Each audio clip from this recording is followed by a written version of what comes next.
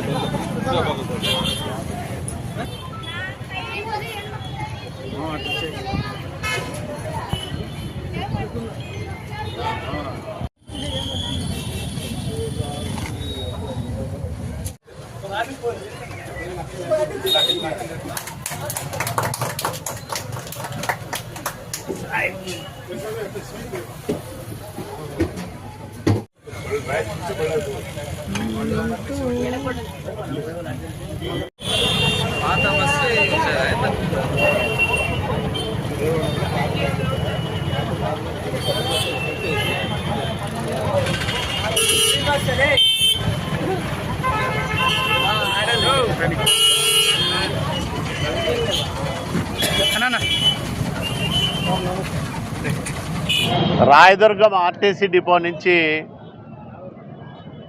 భవిష్యత్తులో ఎక్కువగా అంతర్రాష్ట్ర సర్వీసులను అట్లాగే ప్రతి గ్రామానికి ఆర్టీసీ బస్సు సౌకర్యాన్ని కల్పించడానికి చర్యలు తీసుకుంటాం.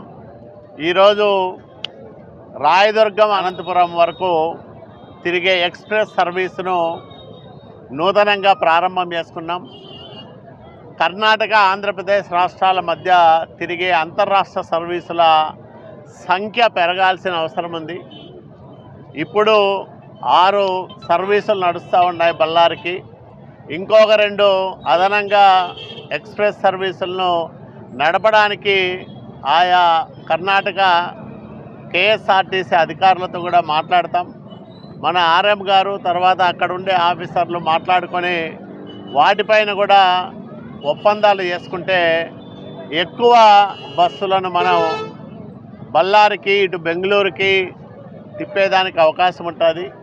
అట్లాగే రాయదుర్గం నుంచి ఇటు హైదరాబాద్ కానీ, చెన్నై కానీ, తిరుపతి కానీ, ఇటు విజయవాడ కానీ ఇట్లాంటి సుదూర ప్రాంతాలకు వెళ్ళే ఎక్స్ప్రెస్ సర్వీసులకు కొత్త బస్సులను కూడా తీసుకొచ్చేదానికి ప్రయత్నం చేస్తాం. దీనిపైన ఆర్ఎం గారికి చెప్పాం, తర్వాత ట్రాన్స్పోర్ట్ మినిస్టర్ దృష్టికి కూడా తీసుకెళ్ళాం. త్వరలోనే మరో 4 కొత్త బస్సులు రాయదుర్గం డిపోకు తీసుకొచ్చి ప్రయాణికుల సౌకర్యాలు మెరుగుపరిచేదానికి తప్పకుండా ప్రయత్నం చేస్తామని మనవి చేస్తూ ఉన్నాం.